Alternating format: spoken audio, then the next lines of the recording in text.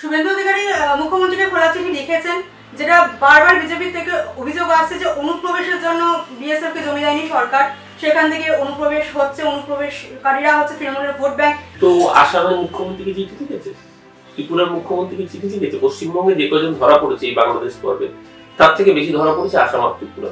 কেন ডবল ইঞ্জিনের মুখ্যমন্ত্রীকে লিখতে গেলে হাত কেটে যাচ্ছে?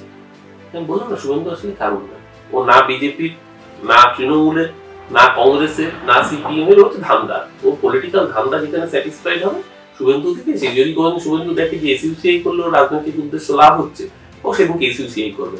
যদি কোনোদিন দেখে ওয়েসিস এর মিম জয়েন করলে তাহলে ওর লাভ হচ্ছে, তাহলে সেদিনকে মিম জয়েন করে যাবে। সেই জায়গায় দাঁড়িয়ে শুভেন্দু দিকে আসলে কারণ না, ও নিজের ধান্দার জন্য রাজনীতি করে, ধান্দা ফুরলে ও কেটে পড়বে। দাদা, শ্যামসুন্দর কালী মন্দির নিয়ে যেটা হচ্ছে যে একদিকে অভিযোগ আছে যে অনৈতিক কাজকর্ম হচ্ছে, কুণালদাও ছুটে গিয়েছিলেন, বিজেপি এটাকে পথে নামছে, সেবাই বলছেন যে চক্রান্ত করে তৃণমূল নেতা বন্ধ করার চেষ্টা করছে, মন্দিরের ট্রাস্টিতে তৃণমূলের লোকেদের নিতে হবে, এরকম একটা বক্তব্য উঠে আসছে। শ্যামা মায়ের কালী মন্দির, দেখুন, যে কোনো ধর্মে আমরা সম্মান করি। আমরা নেত্রী স্লোগানে দিয়েছেন ধর্ম যার যার উৎসব সবার। যে কোনো ধর্মাচরণের স্বাধীনতা সকলের আছে, কিন্তু ধর্মকে কেন্দ্র করে যদি ব্যবসা হয়, ধর্মকে কেন্দ্র করে যদি নোংরামি হয়, তাহলে মানুষের প্রতিবাদ করবারও অধিকার আছে। স্বাভাবিকভাবেই এই শ্যামা মায়ের মন্দির, সেটা নিয়ে একটা সরু গলির মধ্যে এই মন্দির অবস্থিত হয় এবং মন্দিরকে কেন্দ্র করে যে কার্যত অর্গানাইজ লুট চলছিল, তার বিরুদ্ধে স্থানীয় নেতৃত্বের একটা অংশের কাছে কমপ্লেন আছে।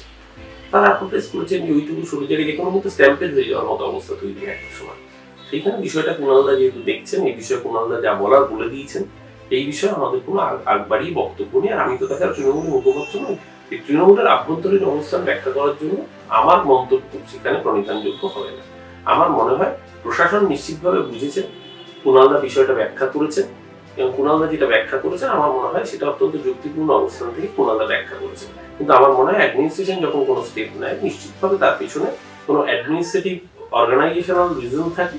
এই রিজন হয়তো ওখানে এরকম একটা 4 ফুট সরু গলি, তার মধ্যে যেভাবে মানুষের সংখ্যা বৃদ্ধি পাচ্ছিল, যে কোনো মুহূর্তে বড় দুর্ঘটনা ঘটে বড় প্রাণহানি পর্যন্ত হতে পারে। তো সেই জায়গা থেকে প্রশাসন স্টেপ নিয়েছে। ইনিশিয়ালি প্রশাসন একটু স্টেপ নিতে গড়িমসি করছিল, কিন্তু পরবর্তীকালে প্রশাসন স্টেপ নিয়েছে।